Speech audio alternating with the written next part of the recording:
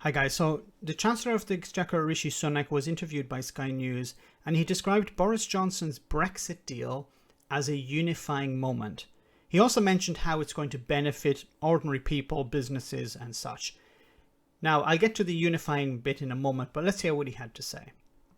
Well, first of all, I think this deal represents one of the most comprehensive free trade agreements ever signed.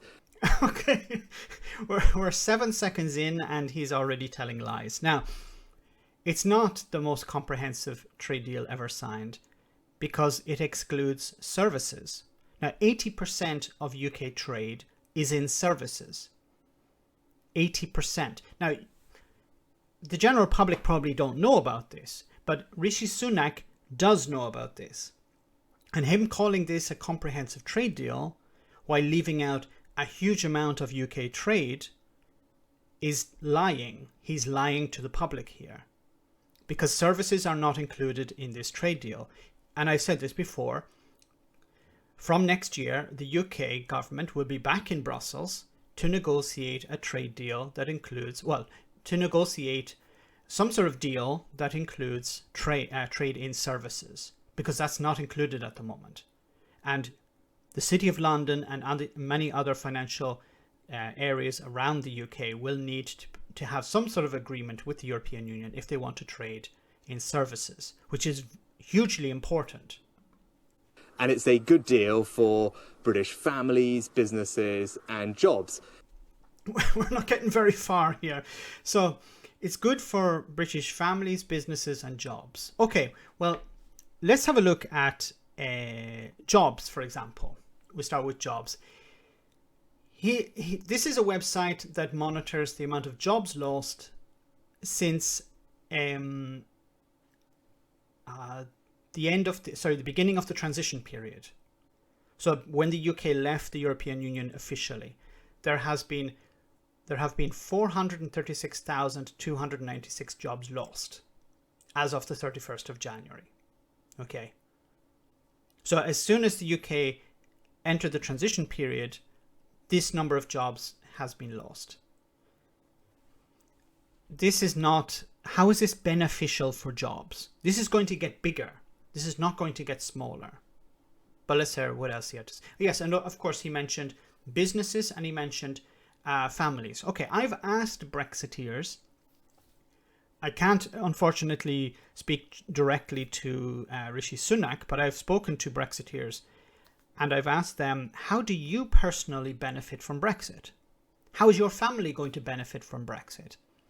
And the responses I receive are sovereignty, freedom, taking back control, borders, fishing. And I said, no, not these slogans. I want to know how you as an individual will benefit. And I've yet to hear a response. Now, in regard to businesses, well, we've seen how many businesses have decided to leave the UK and move their operations abroad. I did a video recently about a company run by a Brexiteer who converts Land Rover Defenders and sells them, and he's decided to move his business to France. Look, I know some businesses are going to benefit from Brexit. I don't know if these are businesses that Rishi Sunak has investments in. We know that he, before becoming the Chancellor, was involved in investment industry. In the investment industry, it was hedge funds. I don't know if he's talking about them benefiting, but when people think about industries benefiting, they think about manufacturing or some sort of service industry, and we don't see a lot of evidence to support that. It gives us a fantastic platform to go forward, maintain tariff-free access to European markets, but also capitalise on new opportunities, whether that's signing new trade deals, and we've already signed, I think, 58. You haven't signed 58 trade deals. You may have signed some trade deals, but a lot of these are rollover deals. These are copy and paste deals that the European Union had with these countries. This is like a stopgap. You will have to later sign true trade deals, and that's where you'll have to do a lot of the heavy lifting. But these are not proper trade deals, these are rollover deals. But once again, he's not being honest with the public.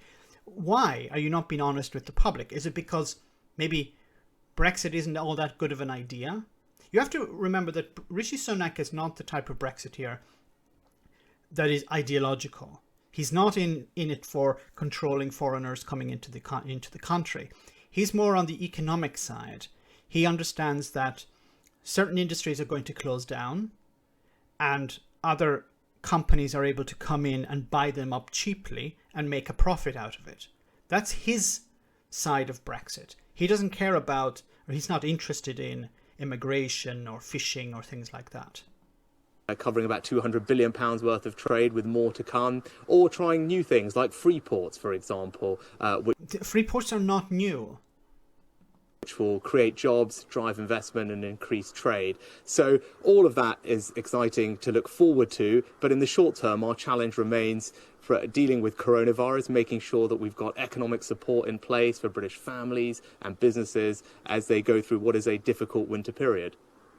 Well, I think there will always going to be people who want to reopen the debates of 4 years ago, but I don't think that would be the right thing to do. I actually think this deal can represent an enormously unifying moment for our country and bring and people together. And bring people together. So this deal will be unifying and it will bring people together.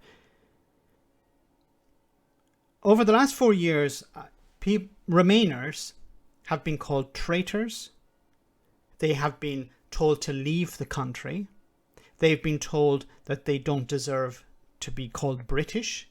They've been told that they have sold the country down the river. And their response to Brexiteers is generally, we don't want to see the country damaged. We don't want to see the country worse off. There was nothing really personal, towards voters. There was something personal perhaps towards leading figures like Nigel Farage, Boris Johnson, Jacob Rees-Mogg, people who were selling the snake oil, not to the people who bought the snake oil. Now, I think it was very frustrating for Remainers to see poor people who are going to be worse off voting for the likes of Boris Johnson and Jacob Rees-Mogg and Rishi Sunak, who are going to be perfectly fine. They will be well off. They will be okay. They will not be living under a bridge. While it's the ordinary people who will see their jobs lost, who will see industries close in their local area, who will see less investment in their towns or villages or their countryside. Those are the people who are going to suffer, not the guy on the screen, not Boris Johnson, not Nigel Farage. Now, I've talked about this before, and the Brexiteers, like Rishi Sunak, will say, yes, we're going to create all these jobs. We have all this money that's going to come. We're going to level up the country. We're going to. Well, let's look actually at the reality on the ground of what the EU has done in particular parts of the UK. And I'll leave a link in the description to this video, this channel. But let's look at the constituency of Rishi Sunak. So as far as I know, and maybe if I'm wrong, somebody can correct me, but he's responsible for this constituency here. You can see on the screen. It's I just put in the postal code for one of the towns that he's responsible for as an MP, and I received this information. This is from a website that provides you with information about how the EU spend money in your local area, and I do recommend people check it out. So we have here the very first search result for this postal code, DL107AZ. I don't know that I think it's Richmond, Yorkshire. It says entrepreneurial competences for school leadership teams for young people, £223,000. And it was part of this school leaver project coordinated with the University of Newcastle upon Tyne. The EU provided £223,718 for this project as a whole. So what it does, it provides training for young people. It provides all the information here for schools, leadership projects, providing material for schools and business leaders. It'll be included in English, and then it provides other languages. So for people in the local area, this is money to help create jobs, provide training. There's another project, 219,000. Video enhanced observation, 195,000. Trainee to trained teacher, so training people up to become teachers, 165,000. Open it up, boost adult educator competences to upskill pathway to adult learners, 154,000. Forget Me Not project, I'm not sure what that's about. Promoting technology enhanced for primary schools, 133,000.